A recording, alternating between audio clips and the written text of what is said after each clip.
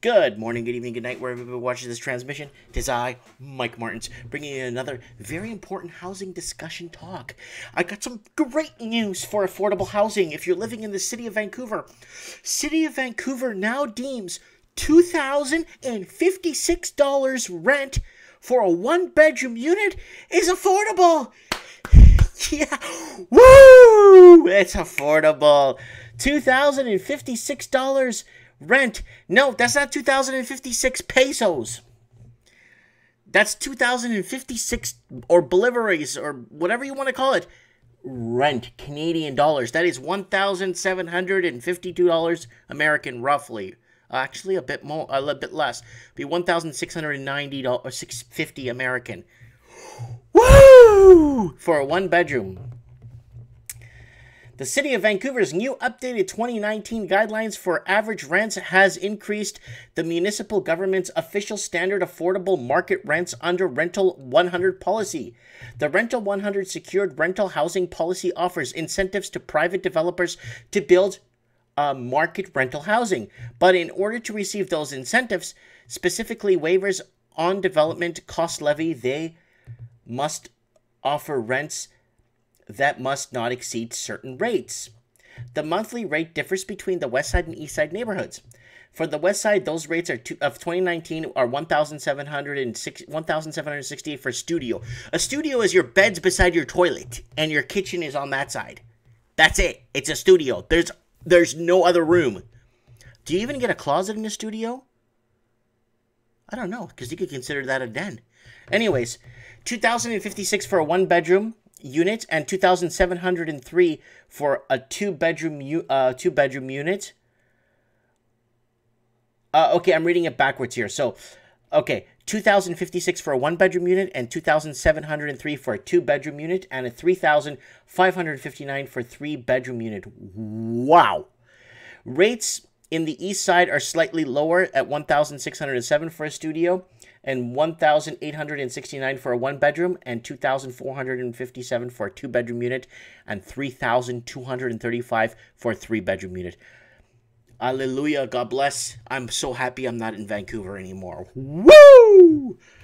However, some of these new rent ceilings are actually slightly decreased from 2018's rents, specifically for two-bedroom and three-bedroom units in both Eastside and Westside. So I used to live in the downtown Eastside area over by Tinseltown Mall International Village. I used to live above the mall in one of those new towers there, and I lived there for quite almost 8 years, 7 years, quite a bit actually.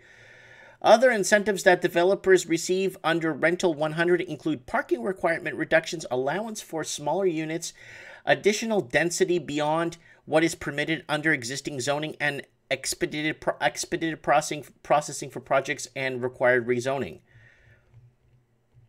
So, Rental 100 has resulted in approval of 1,800 secured market rental units.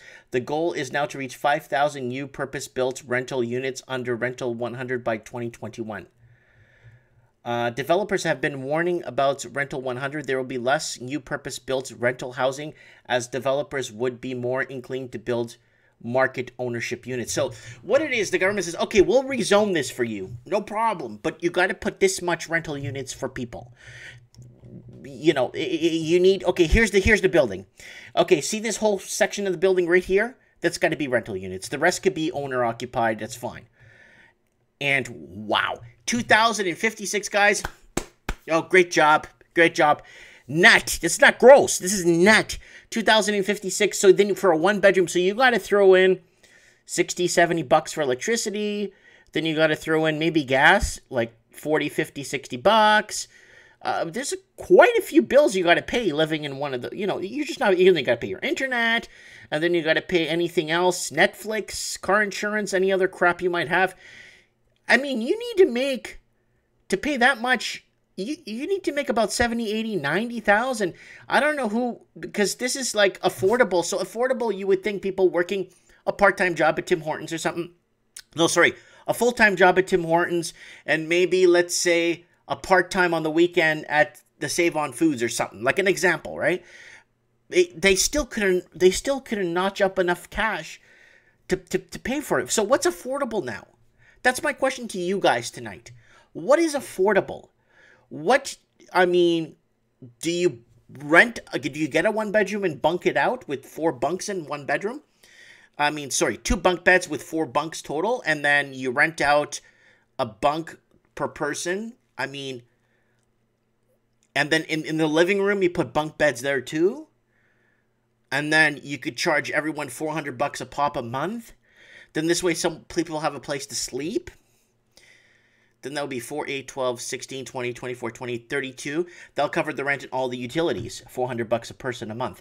Then everyone just has a bunk to sleep in. They got to be quiet. They can't snore. They can't fart. It's really interesting. Very interesting. I wanted to bring this up. $2,056 for affordable rent.